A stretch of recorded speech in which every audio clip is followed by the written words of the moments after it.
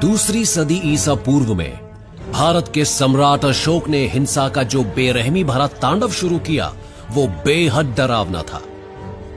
जब अशोक के मंत्रियों ने उनके इस आदेश पर हिचकिचाहट दिखाई कि महल के चारों तरफ मौजूद फलदार पेड़ों को काट दिया जाए, तो उनका जवाब था, ठीक है, तो फिर तुम्हारे सिर कटवा देते हैं।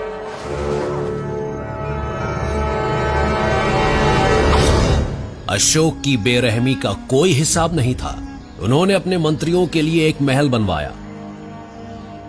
मंत्रियों को मालूम नहीं था कि इस महल में ऐसे उत्पीड़न कक्ष थे जिनमें मारने के 5 सबसे तकलीफदेह तरीके मौजूद थे।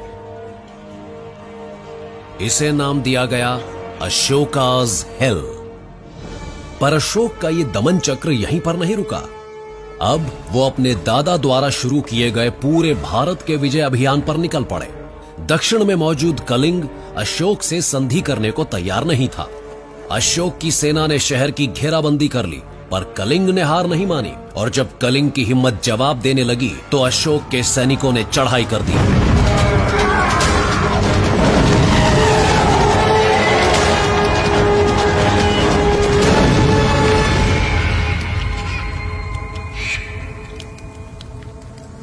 अशोक अपनी जीत का आकलन कर रहे थे कि तभी उन्हें एक शख्स सामने खड़ा नजर आया।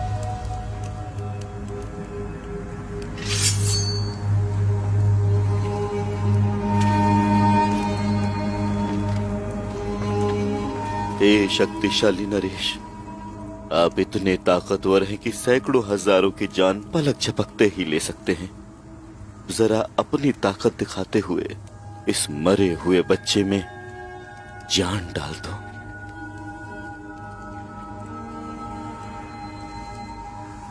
आखिर ये निडर भिक्षु कौन था जिसने अशोक को उनके युद्ध अपराधों की याद दिलाने की हिम्मत की?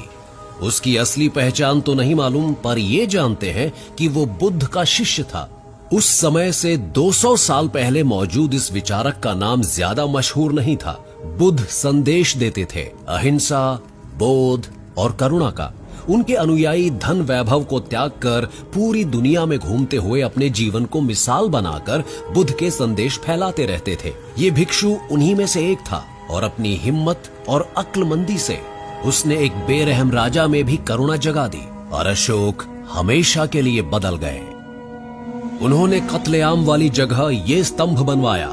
ऐसे और स्तंभों का भी निर्माण करवाया गया। इस पर अशोक के शुरुआती संदेशों में से एक दर्ज था, सभी लोग मेरी संतान हैं और मैं चाहता हूं कि मेरी सभी संतानों का कल्याण हो, वे प्रसन्न रहें।